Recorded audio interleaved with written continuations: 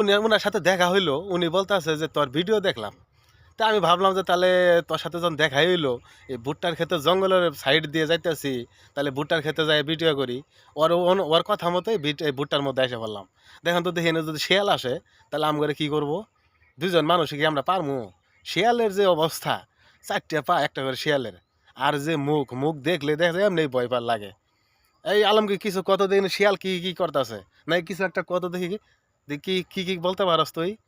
বলোই তো দেখি। দেখেন ওই শিয়াল দেখে এত ভয় পাইছে, ওর মুখে কোনো কথাই নাই। শিয়াল দেখে ভয় পাইছে, দেখছেন? একটু আগে শিয়াল বেরিয়েছিল, শিয়াল দেখে ওই দৌড়ায় এসে পড়ছে। ওই শিয়াল দেখে ভয় পা।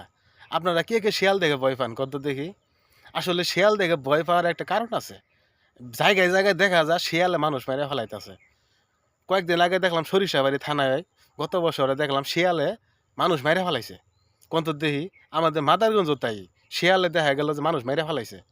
আপনাদের দেশে কি শিয়াল এরকম এরকম কি আখাই আছে যে মানুষ মাইরে ফেলাই দেয়? শিয়ালে কি খানার অভাব, মানুষ খাইতে হবো? মানুষের মধ্যে আছে কি আর রক্ত মাংস, এডি মাসে খাইবো? এর থেকে তো কত স্বাদের মাংস আছে, গরু, গরু খাসি, এডি খাইতে পারে না শিয়াল। সবাইকে ধন্যবাদ, আসসালামু আলাইকুম।